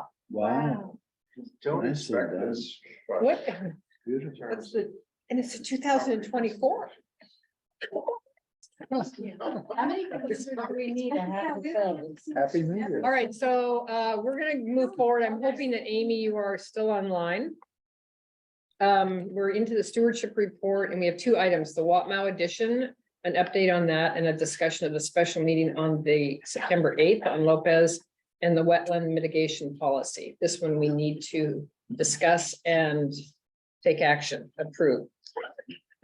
Which one would you like to do? Why don't we start with wetland? Okay. Is that Peter? Yeah, sure, I'll pick that up. So I know we've been discussing this item for at least 6 months, and staff, I think, have discussed it longer. But the impetus is compensatory wetland mitigation, has a kind of a mixed track record. And both locally and nationally, and often it doesn't result in no net loss of wetlands, which is its primary purpose. The land bank developed a mitigation policy in 2012, I think in response to a request from San Juan County Public Works to mitigate for wetland impacts associated with road improvements on Orcas. And so a mitigation project was implemented at Stonebridge Terrell Preserve on Orcas, and then we're anticipating additional mitigation requests from the county in the future associated with other planned infrastructure improvements. So it's often tempting to allow mitigation on protected public lands because it's, you see it as a source of funding to do loosely defined restoration, where you might not have funds, but it's not really restoration, so it can be pretty problematic. It's it's a short-term investment. It usually lasts only as long as the mitigation project, release date, which might be 10 years. And then the project typically doesn't have any support. The project has made changes to the landscape, and often there's a long-term maintenance need associated with that. It's not often covered. It also encumbers a property because you usually have to, make the mitigation area a permanent protection. So you encumber the title, and that has the maybe unintended consequence of limiting what you can do on that property more broadly. Often a mitigation project will focus on a portion of a wetland. surrounded by wetlands. And if you want to come back and try to do restoration in that broader area, you can't often because you're changing the hydrology potentially in the mitigation area. So it might prevent you from getting grants to do restoration. And in the case, just a real world example, Stonebridge Terrell, it is a wetland area within a broader wetland area. And I've been thinking for several years that would be a great opportunity there to do broader wetland restoration, but we have to work around the mitigation site. So for these and other reasons, Land Bank Commissioners, Brian Reese and Peggy Bill joined Aaron and myself in kind of drafting a policy update. And Aaron really gets the credit for making that all nice and clean and clear. And associated with the policy update is a memo that you all received that kind of provides some background. So it just generally, the policy establishes clearer criteria for when we're going to allow mitigation. And then just seeks to ensure that those full cost accounting is done and that there are resources in place to manage that long term, and that we can be clear with the public about our logic for allowing this mitigation to occur, and that we're acknowledging the impact to the value of that property and the title incomes and all that. So we've all had a chance to look at what was sent out with Beckett. Happy to answer any questions. Any questions? And Aaron, did I cover it in your review? Yeah, I've got a question. I have two questions. One is, under the requirements, it says the project required mitigation must be clearly in the public interest. Can you define that for me? Or do we need to define it further? It seems like a gating factor. Yeah, fair question. I mean, I guess an example of a project in the public interest would be a key road that connects, one part of an island to another that everyone needs to use. And maybe it's too narrow, it needs to be widened. That would be a clear project in the public interest. Maybe an example of one that's not in the public interest might be a project that just serves one person, or that where there's a viable alternative that has no impact on wetlands. I mean, we're supposed to, above all, avoid impacts. That's kind of the first thing, and then mitigate only when you can't avoid them. So, an alternative might be more expensive, which would make it not appealing, but might have a much lower impact. So, that might be more in the public interest. Right, great, thank you, that helps. Could you also, this table, Exhibit A, 46 acres, that's of existing land bank properties without conservation easements? Yeah, so that's an imperfect analysis of the wetlands on land bank preserves that are not otherwise already encumbered by an easement or some other grant or something. And it's rough because it's based on the National Wetland Inventory layer, which is very, very coarse. But we worked with the San Juan County GIS folks to just overlay that wetland layer with our preserve boundaries, and then overlay that with San Juan Preservation Trust easements, for example, and then kind of that's what's left over, those acres. A lot of those acres are in places that probably wouldn't lend themselves well to a mitigation project, small or remote or various other things. But that's just kind of just to give you an order of magnitude of what lands might be looked at for wetland mitigation. Okay. So thank you. Yeah, I understand. I got that and appreciate that table, and the fact it's imperfect is fine. But could you let's say King Sisters as an idea was select that we met all the other criteria. We decided King Sisters could be a mitigating area. Could you describe from start to finish, from year 1 to year 10 or whatever it happens to be, what we would be doing possibly as mitigation, what it might, what are the issues, the pros and cons doing that. So so I really understand what are we getting into if we do a mitigation project on King Sisters or using King Sisters.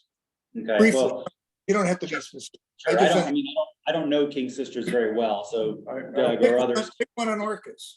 I would substitute Falls Bay Creek Preserve. Okay, let's go with False Bay Creek. Great. So, let's just, and these are all hypothetical. So San Juan County Public Works might need to expand a road. And it's, you know, kind of, it's on San Juan, it's in the general vicinity, and from their perspective, it makes sense to do the mitigation there. They would then begin a process of planning and permitting that would take potentially a couple of years to identify the area, determine whether the wetland impacts that are being mitigated for are comparable at that site. You know, is the type of wetland that's there comparable to what's being impacted? Is the size adequate? You know, then there's a mitigation ratio, so they would need to determine, you know, if that preserve has enough room of the right kind of wetland to meet that mitigation obligation.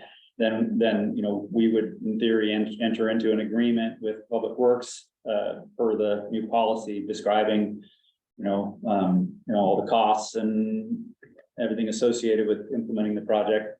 Presumably, it would get contracted to some entity to build it. It would be managed by that entity or another contractor until it's deemed successful and then released by the Department of Ecology as being, you know, an effective mitigation project. And then, you know, in the old days, that would have been it, and there would have been no more funding available for that. But under the new policy, there would be some sort of protected fund that would ensure that the land bank could continue to manage that, you know, well into the future. I won't say in perpetuity, but you know, things change over time. Unanticipated problems come up like weeds, and so in theory, that fund would be used to help land bank manage the impacts of that change in the landscape from the mitigation. So I don't know, did I answer that? Yeah, that's roughly? fine. I understand. Now, the last question I have is 50% of these projects, both here in our county and nationwide, don't complete the way they're supposed to. And what are the main reasons for that? And how could that affect our decisions? Because obviously we don't want to get into something like that. And okay. Yeah, that's a great question. I mean, I've worked on quite a few mitigation projects and I've seen a lot of failed ones. I mean, often it comes down to, they just picked the wrong spot. You know, the hydrology wasn't right. It's surrounded by a sea of weeds that then immediately invade the mitigation area. It wasn't implemented well. Maybe there was a good plan, but there were problems in the grading or problems in planting. You know, it's a combination of things, hydrology, soils, the revegetation part of it, unanticipated weeds, climate change, other things around, you know, if you don't control all the properties surrounding the mitigation area, somebody could do a change on a surrounding property that might de-water it or add more water to it. So there are a lot of reasons they fail. I'll add to that, because I've also worked on a lot of mitigation issues and sites. Hydrology is really one of the main things. And some of the, you know, looking forward and looking at what's happening to climate right now, some things, you can choose a site really well and you've got good hydrology, but going forward, it's going to be really hard to predict where you're still going to have that hydrology. So to me, I imagine it's going to be harder and harder. And especially when you have an isolated fragment of a larger site, or not isolated, but a fragment of a larger site. You have all the influences that you can't control. Yeah, Peggy, I got a question besides that hydrology. If we were to agree to be part of a mitigation partner for a project, are we tied to that project in a sense? Is it the Zylstra bike trail issue, we have nothing to do with it, but we're kind of tied to it. Are we tied to the projects and could they be controversial? Is there any, because there's nothing in here about that. I don't understand the connection, or if there is one. I would say the Zylstra trail, we would not be involved in that unless the mitigation happened on one of our preserves. But if we allow mitigation on one of our preserves, we're on the hook. Even though the project owner is technically responsible, we would be seen as the host and having given up a piece of our property to a failed project potentially. So yeah, there's reputational risk to the land bank of allowing the wrong kind of mitigation to happen on our property. Right, that's what I appreciate that answer. Good answer. Does that mean there's should be something under the requirements that has us to consider that in maybe a subtle way at least?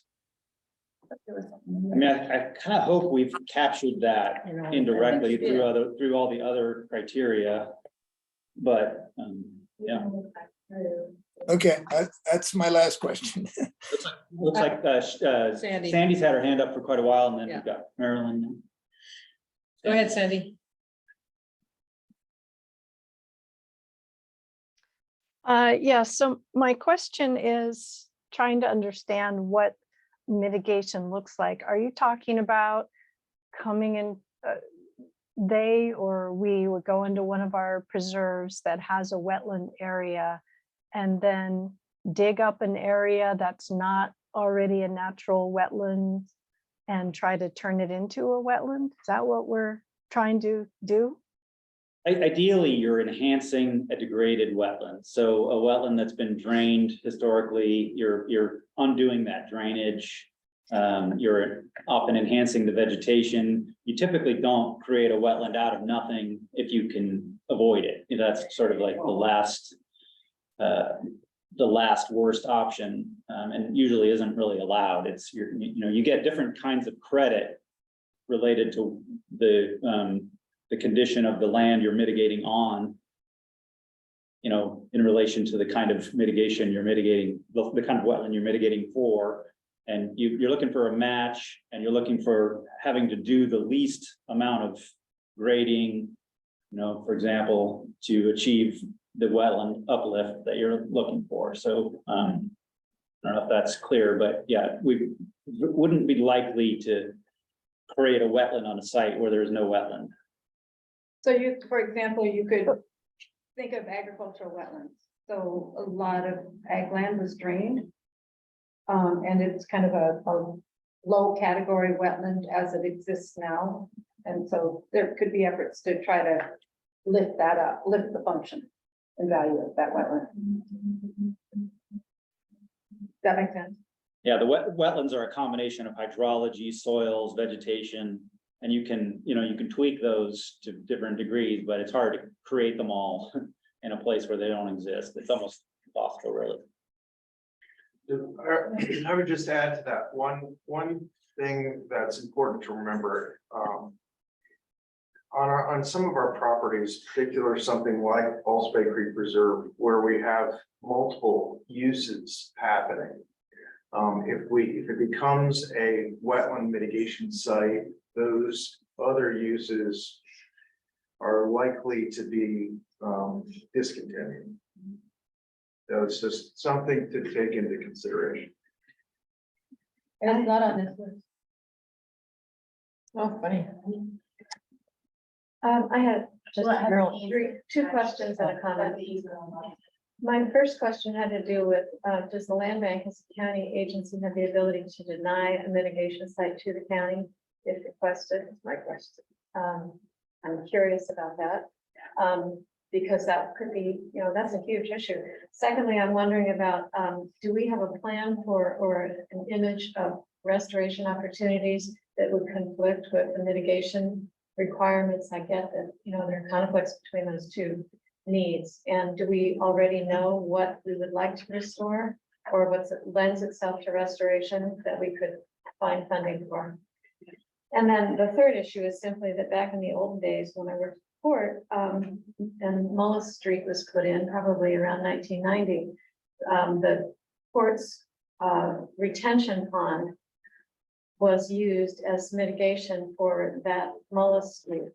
And somehow through time, everything washed away. And what was a wildlife pond, basically, when the FAA came in with one of the subsequent additional nature retention, it all got swept away.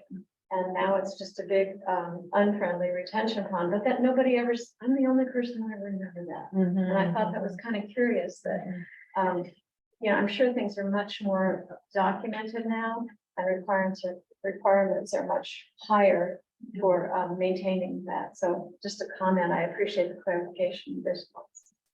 So question number one, do you know the answer to that?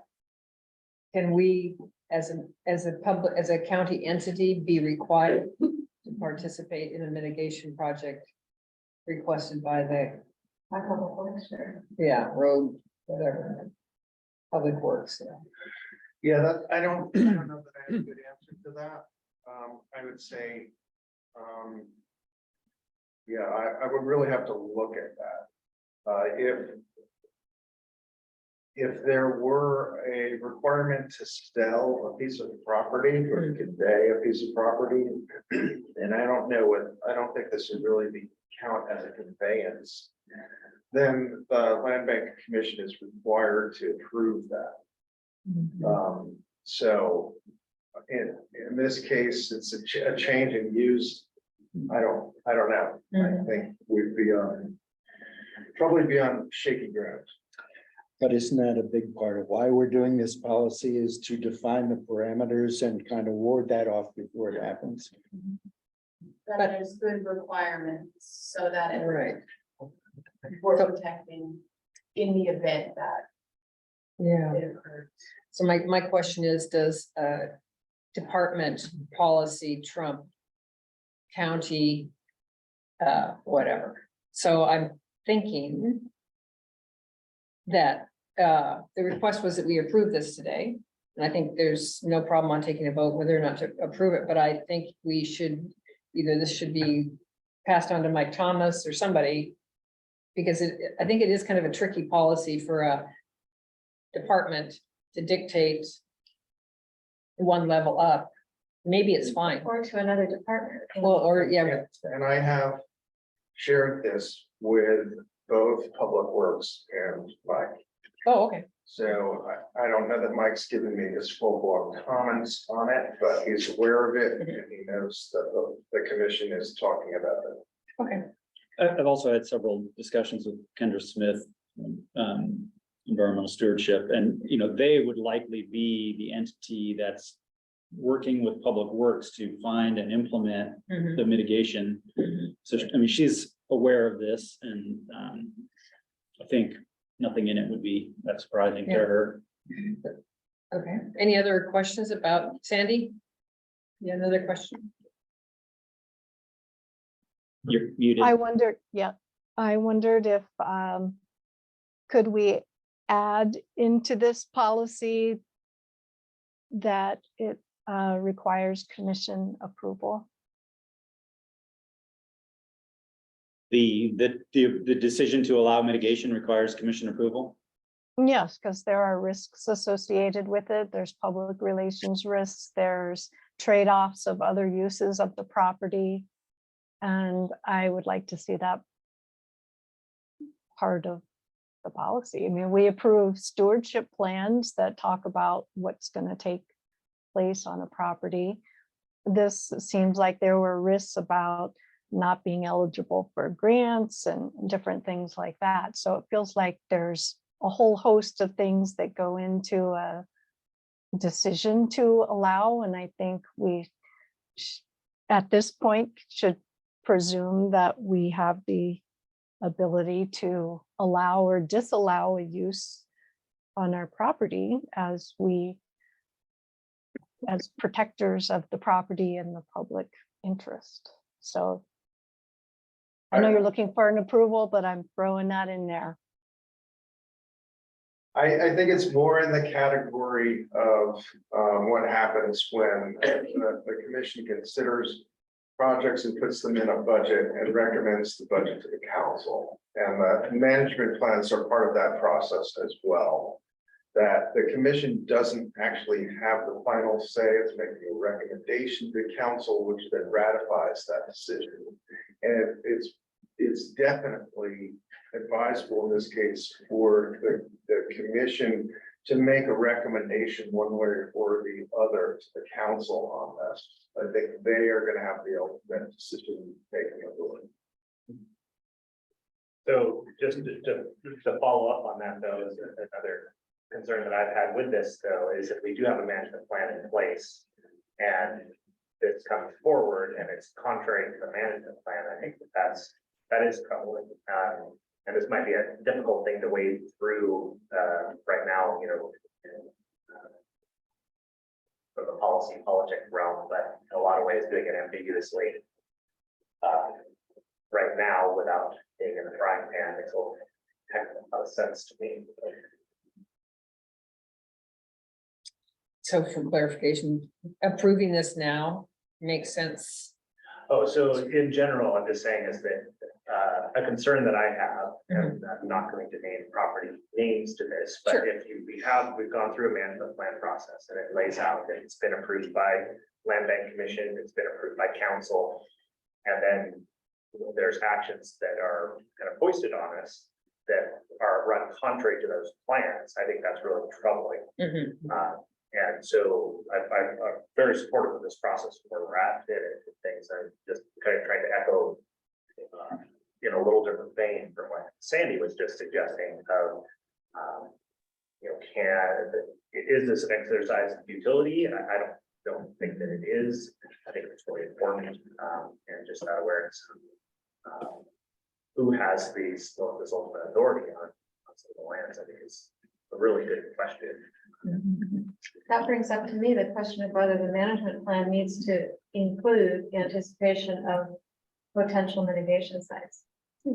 Yeah. Which, yeah, I mean, I don't want to be in that world, but when we come up with a management plan of, say, a wetland area, do we need to be thinking about, you know, possible future claims on that property? That's interesting. I think that's kind of jumping ahead and that was putting us in the position of, oh, well, we've already thought about it. So therefore, that door is open. Yeah, but if the door's open anyway, I'm just. I would say if the plan, details the desire to do restoration in wetland project, look for grants, then it would be very difficult to prove additionality, which is one of the specifications of the new policy, because this mitigation project would not be additional because we were all planning for it. So maybe there's some more subversive ways to work through that, but at this point, I think just having thought through it and being prepared for in the event that we are asked that we know we have brought regulations more up to date, and we'll try to really do what's in the best interest for public resources. Mike's my thought. Yeah, is there any down, I mean, 50% of these projects don't complete as they're supposed to. It sounds like there's an awareness in the government of this and potentially trying to fix that.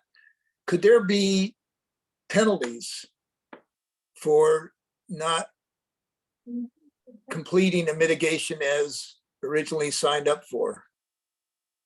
That's why there's like contingency funds. So that if it doesn't achieve that, then you pull into the contingency funds and they have to remedy it. Yeah, so the regulators won't release a project from its obligation until it's met all the criteria. So there's a built-in safeguard there. However imperfect. That addresses it. You're addressing that to the project manager, right? like Public Works, for example, not us as the sort of mitigating partner. Right, they're the project sponsor or the project owner, so they're responsible until it's released by the regulators. So it's no reflection on us if it fails, it's a reflection on them. Is that, Directly, yes, I mean. I mean, we can say that the ones that we have at Stonebridge Terrell, I've been asked to, like, what's going on Yeah. over there? Yeah, I mean, that's probably maybe a longer yeah, I conversation, get it. but Aaron's right, there's, there are a lot of warts at Stonebridge Terrell, and this is an effort to avoid that in the In the future. future, yeah. Sandy?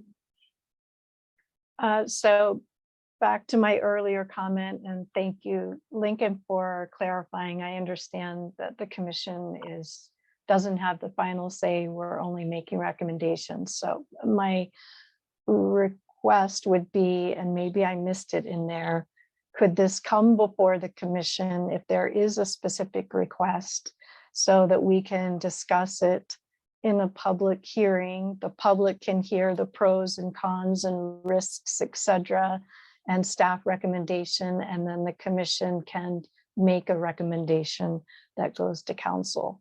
Can we add that into the process, I guess? There's If it's language. not- If it's not already there. Yeah, it's not quite as detailed, but the language in the outline is the commission will consider requests, so it brings it to a commission level within the document. And I don't know if we have. Thank you. I read it, but I didn't remember. Okay. And Brian? Yeah, I support Sandy's comment. Should come before the commission, probably for a vote. I mean, we vote before we forward anything to council anyway. But both Sandy's and Mike's comments raised something else that I hadn't thought about before.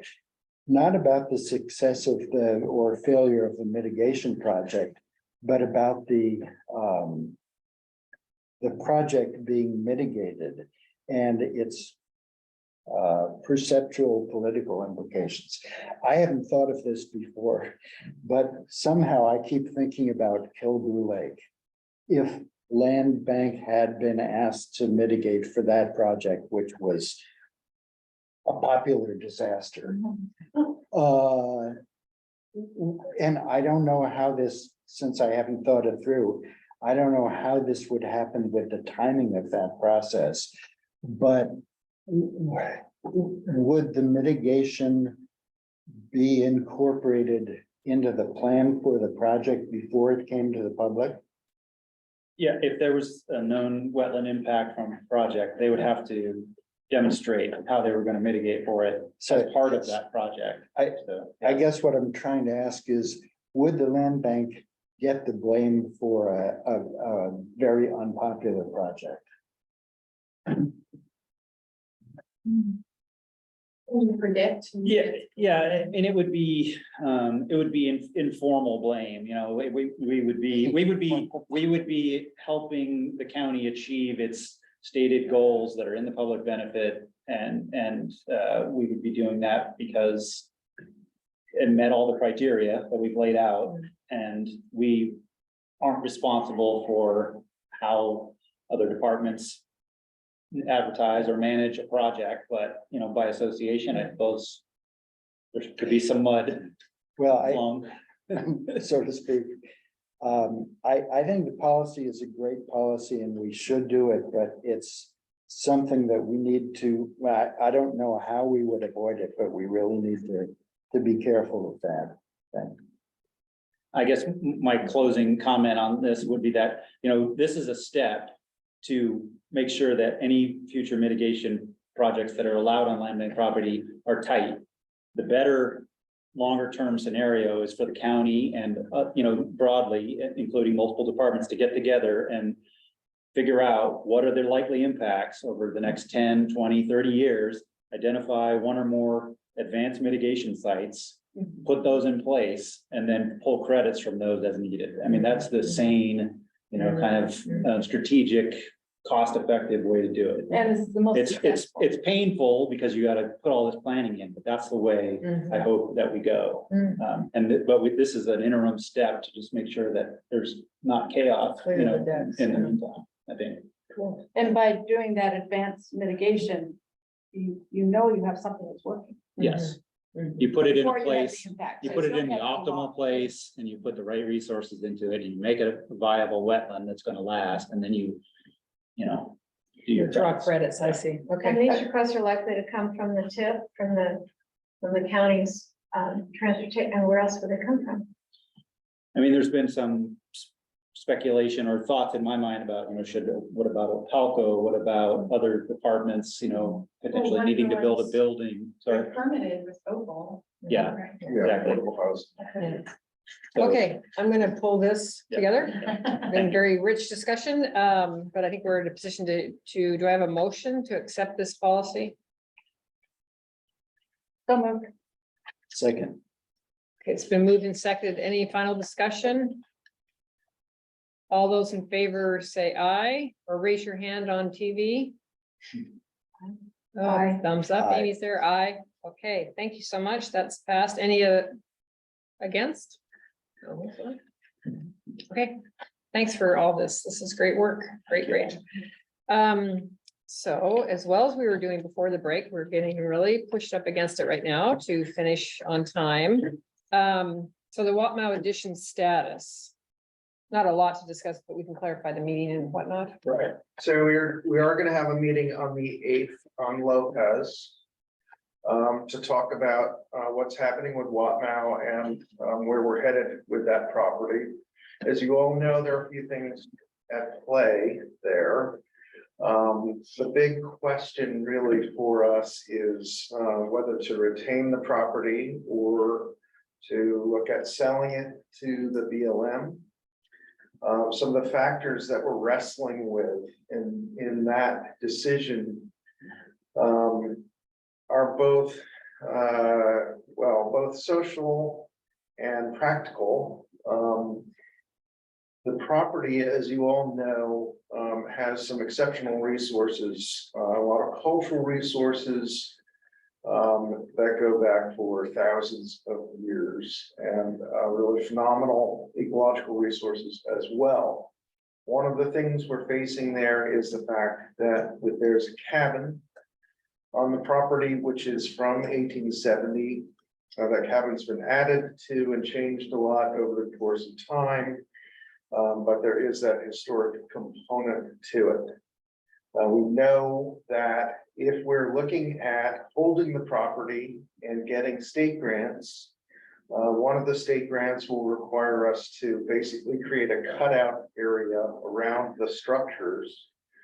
Because the requirements of that grant program are to remove all structures.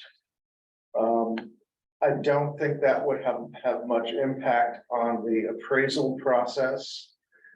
Getting the grant funding, if we do that cutout, because basically we'd be eliminating the ability to have a residential unit anyway. And we do that in the context of the second state grant, which would extend over the entire property. I don't think we need to get too far into the weeds on that.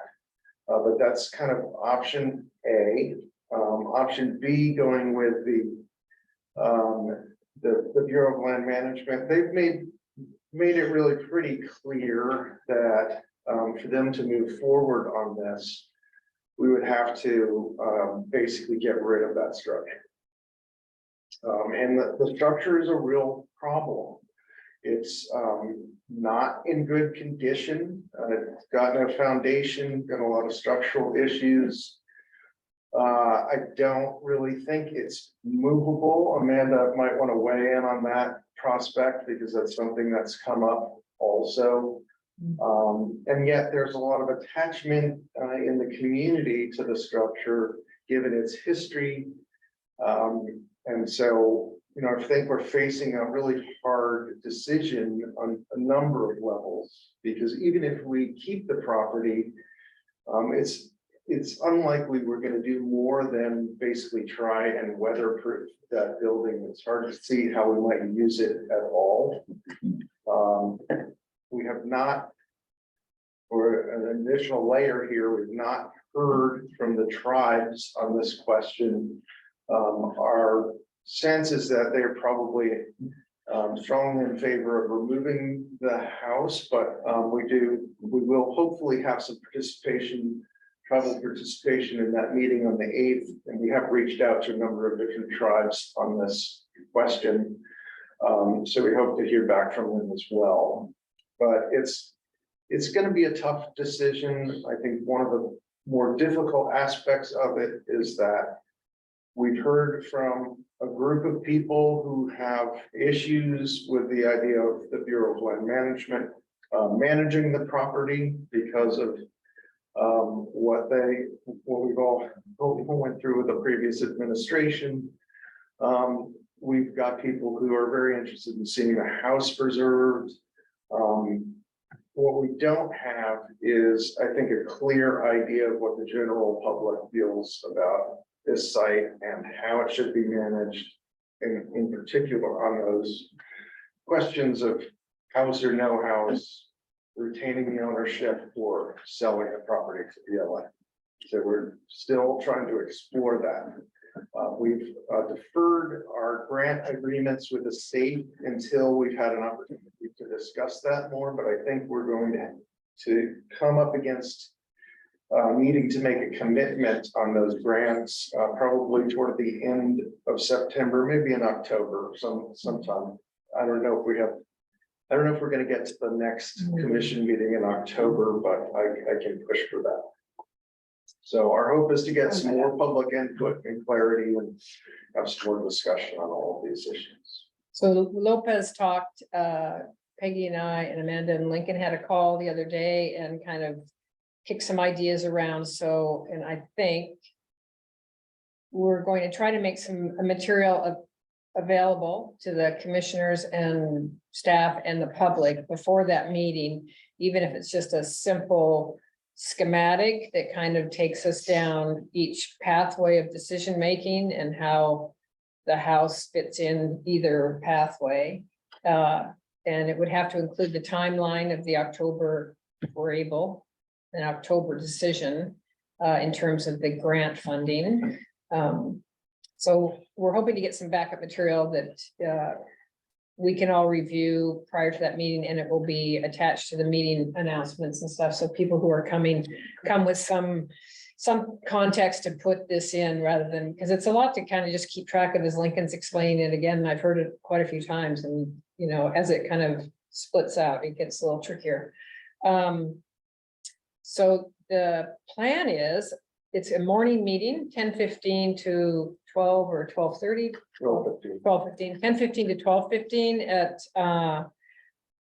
the Family Resource Center on Lopez. And it would be great if people were able to attend in person, just so you can be there to meet the public, Lopez, and have some conversations with them.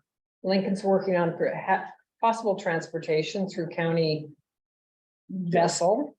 Otherwise it's been timed, so you know, God willing that the Inner Island's actually cruising around that day, that you will get here and be able to get home within that day on the 8th. I will not be there in person, but I will be there remotely, and so combination of Peggy and Brian hopefully will be kind of co-chairing that meeting, one of them keeping track of who's got their hands up and what's going on, and facilitating the meeting. Lincoln will do a presentation maybe for 20 minutes or something. The goal, keeping the presentation short, and again, the period for asking questions is maximized. So, and if you're unable to come in person, which, you know, is not unusual, if you could participate online, that would be great. Krista, is the background materials decision matrix that you were talking about something that we could throw up on a screen for the folks attending the meeting? I hope so. Yeah, that'd be great. Amanda and I are gonna try to work on that next week, right, Amanda? But we'll get that advertised. I think the plan was to reach out to the neighbors and let them know as soon as possible. They have a major wedding that same, the next day, or one of the families have a wedding on the 9th, and so for that reason, there could be a lot of family members around to attend that meeting, just depends how busy they They're are. very nice people. They're very nice people. But getting out to just getting the public, publicity out early so people know about it, and we'll do it in the usual places. And I think that's it, right? And I think one issue is the Indigenous perspective. And I know Lincoln's reached out to people, but already, what was it, 2 months ago, we had a request on Sandbar to be able to bring the youth canoe journey there and stay there, and we couldn't respond in time to that. But so there's interest, but whether we can get them engaged in this process, which is really important. But that's such a huge aspect of this property. Yeah, so we're hoping that they participate at the meeting. They'll be given the links and everything, but we're gonna continue to reach out to them and facilitate conversations outside of that meeting if that works better. We'll just have to see, but they will get all that similar information. In fact, I think they've gotten the interim management plan we've sent with all the contacts that Lincoln's been making. He's been including a lot of background information for them. And once this problem solving schematic is drawn up, we'll share that with them too. So we're looking for public reaction, public comment at the meeting. But are we characterizing it as a public hearing? I don't think we have to, do we? No.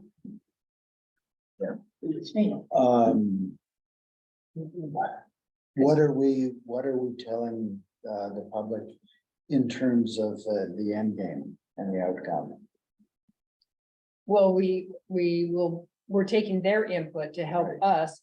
Their input will help form our decision on the first separation is whether we keep the property or we go to BLM and then, so that's, I guess, we want input on their feelings towards that and their feelings towards keeping that building, even though it will never be used as a residence.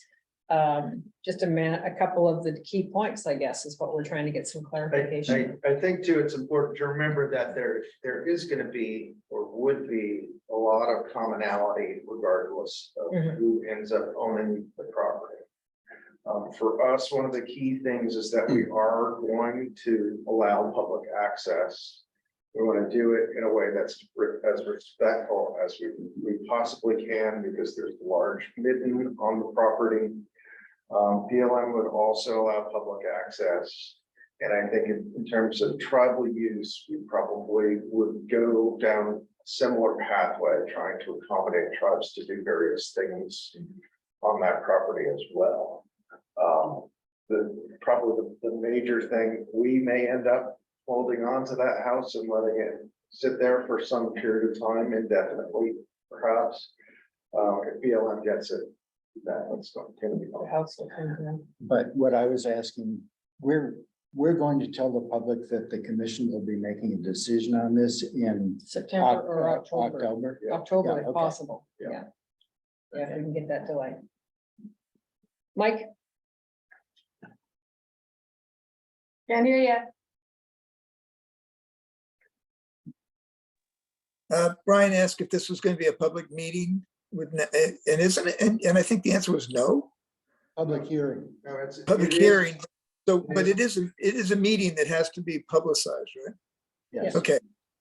And the second thing is I've heard a lot about BLM from being in this meeting, and it's all sort of, but I don't have any specifics. I mean, what's the basic problem with BLM? Was it just that the Trump administration was trying to cut back resources and things? Is that what we're talking about here? The fear that that would happen again? I'd like to know more specifics rather than the vague reference that people are kind of down on BLM. Answers why, questions why. Thanks. We might not have time to go through the whole background on that, but I would say my position is, I think part of it is just presence on Lopez.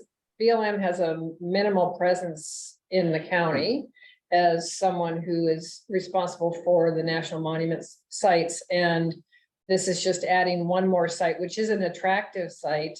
or will be an attractive site. So I think there, on the one hand, there's some concern whether they actually have the bandwidth to manage and protect that property. And then the other side would be changes that happened. You know, now you're a national monument, now you're not a national monument.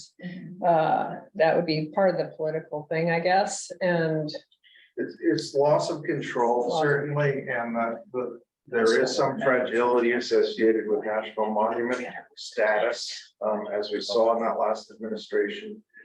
I think a big reason for some folks to have a lot of concerns is because after really putting a lot of effort into having the monument cleared back in 2013, when the management planning process started, the initial cut from BLM about managing the monument included some very troubling things, like allowing dispersed camping, shooting, hunting. I think there are a few other things in there which were really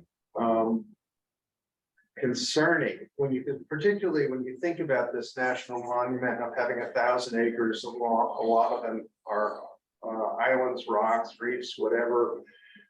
So the notion of having a bunch of people run around doing what they want, whatever they want to do, really just made people quite concerned.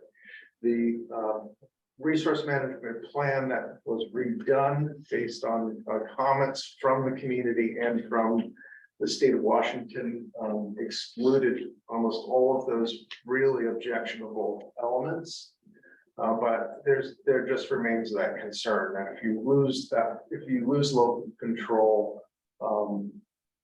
there's a big uncertainty out there. Okay, thanks. And BLM hasn't said they do this or not, right? This is about us negotiating to sell it to them. They haven't said, yeah, we'll take it, sure. I've had a number of conversations with BLM staff. And they have included their state director in these conversations. They seem very committed to making this purchase. So they would need to get Land and Water Conservation Fund money to do it, probably.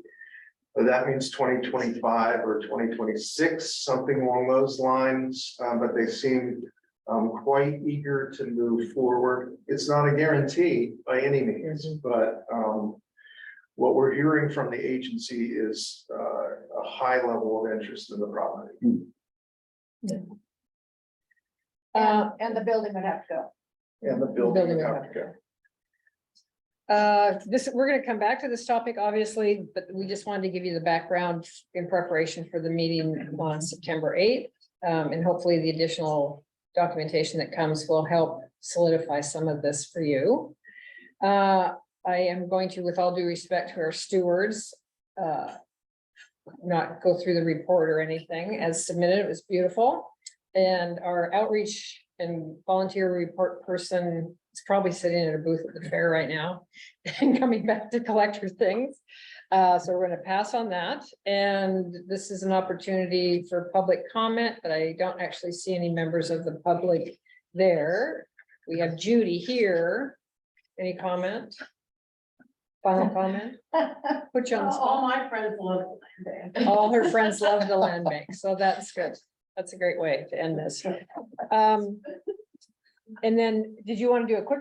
Yeah, one sentence, Quick. 2 sentences. I forgot to mention that I attended the county's climate sustainability committee meeting a couple of weeks ago, my first in-person meeting with them.